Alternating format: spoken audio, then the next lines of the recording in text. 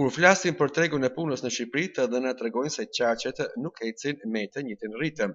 Viti 2024 shpalos një tablo të larmishme të punësimit dhe papunësisë në vend, duke nxjerrë në pa ndryshime të dukshme mes rajoneve.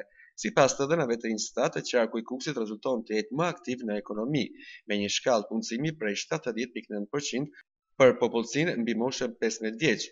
Papunësia në këtë qark mbetet relativisht e moderuar në nivelin e 8.8%, çka e vendos Kukësin ndër zonat me tregë pune më të qëndrueshme në vend.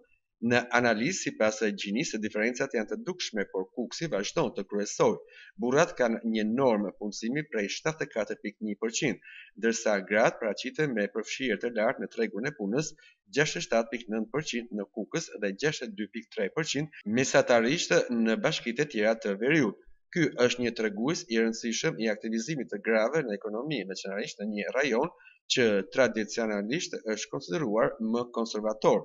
Në përfundim të dhënat e Instat tregojnë se verilindja e vendit me Kukësin në krye po shfaq një dinamikë pozitive në tregun e punës, ku qytetarët pavarësisht Gjinisë kanë norma më të larta punësimi krahasuar me pjesën tjetër të Shqipërisë. Megjithatë, shifrat nuk tregojnë gjithçka.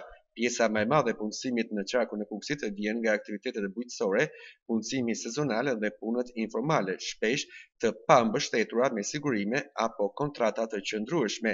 Një pjesë e të ardhurave vjen edhe nga punësimi përkohshëm në Kosovë apo jashtë vendit, por të regjistruar si aktiv në tregun vendas tregon një qëndrueshmëri të re të ekonomisë lokale.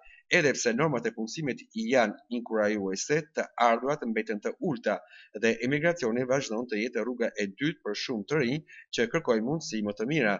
Kjo e bën Kukësin një qark që punon fort, por shpesh punon për të ikur jashtë vendit, një paradoks që e shpjegon më mirë kontrastin mes përpjekjes së përditshme dhe mungesës së perspektivës afatgjatë. Kjo prirje mund të jetë një sinjal pozitiv për ringjalljen e zonave verilindore, të cilat për vite me radhë janë përballur me shpopullim dhe varfëri.